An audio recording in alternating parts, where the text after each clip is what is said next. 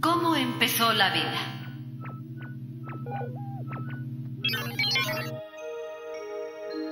La Tierra se formó hace unos 4.500 millones de años junto con el resto de los planetas del Sistema Solar.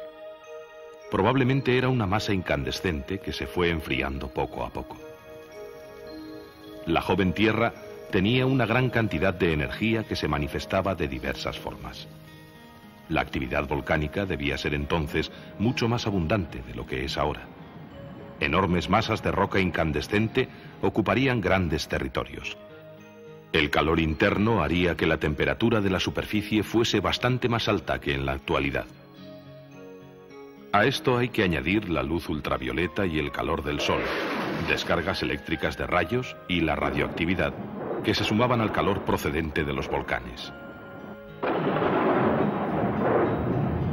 Los estudios sobre los volcanes actuales hacen suponer que la atmósfera primitiva tendría gran cantidad de hidrógeno que se iría perdiendo gradualmente, ya que al ser tan ligero podría escapar al campo gravitatorio.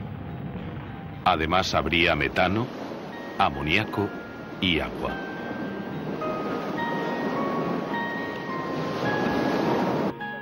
En 1924, el científico soviético Alexander Oparin lanzó la teoría de que la vida se podía haber formado a partir de esos componentes primitivos de la atmósfera sometidos a tremendas descargas eléctricas. En los océanos primitivos se formarían unos compuestos orgánicos sencillos que constituirían un medio ideal para el desarrollo de la vida. En 1953, Stanley Miller de la Universidad de Chicago, con la ayuda de Harold Urey, reprodujo en un laboratorio la atmósfera primitiva mezclando metano, amoníaco, agua e hidrógeno.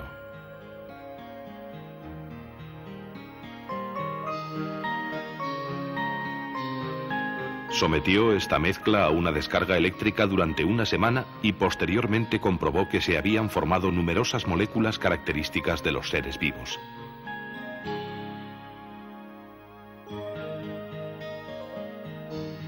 Miller demostró que los gases de la atmósfera primitiva de la Tierra, expuestos a una gran cantidad de energía, pudieron combinarse para formar compuestos orgánicos similares a los que se encuentran en los seres vivos.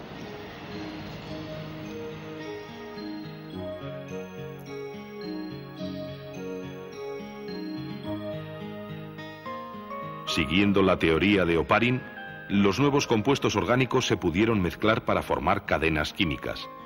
Con el tiempo, algunos de estos productos químicos en forma de cadena se asemejarían a las proteínas actuales.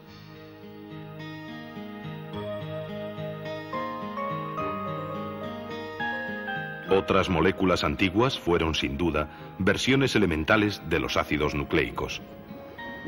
Durante millones de años, tales sustancias químicas se formaron y se destruyeron bajo las violentas radiaciones solares. Pero a medida que pasó el tiempo, alguna de estas moléculas debió alcanzar un grado tan alto de organización que le permitió duplicarse. Estas moléculas, que probablemente eran ácidos nucleicos, en su proceso de evolución lograron incorporar proteínas a su estructura. Así nació una relación entre las dos clases de moléculas. Con una membrana que les confirió cierta autonomía, las proteínas y ácidos nucleicos formaron las primeras unidades de vida.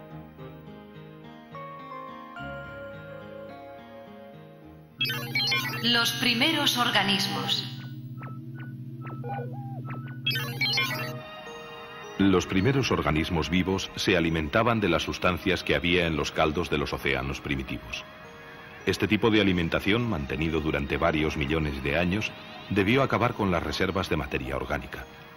Por eso, unos 1000 millones de años después de la aparición de la primera célula viva, algunos organismos pusieron en marcha el proceso de fotosíntesis. Las células primitivas utilizarían la energía solar para transformar anhídrido carbónico, agua y sales minerales en alimento y liberar oxígeno al medio. Así, aparecieron los primeros vegetales, los llamados productores primarios, hace unos 2000 millones de años. El oxígeno resultante de la fotosíntesis se liberaba a la atmósfera y empezó por oxidar las rocas de la superficie del planeta.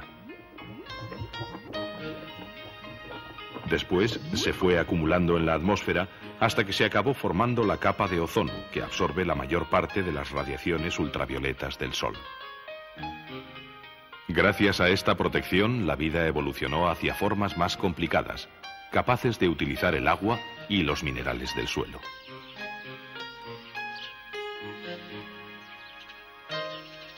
Harían falta millones de años para que los organismos vivos fueran adquiriendo el aspecto con que ahora los conocemos. ¿En qué momento empezó la vida exactamente? ¿Y por qué tomó una forma determinada y no otra? Son dos preguntas todavía sin respuesta. Pero se sabe que la vida no existiría de la manera en que hoy la conocemos sin la continua intervención de las plantas durante millones de años.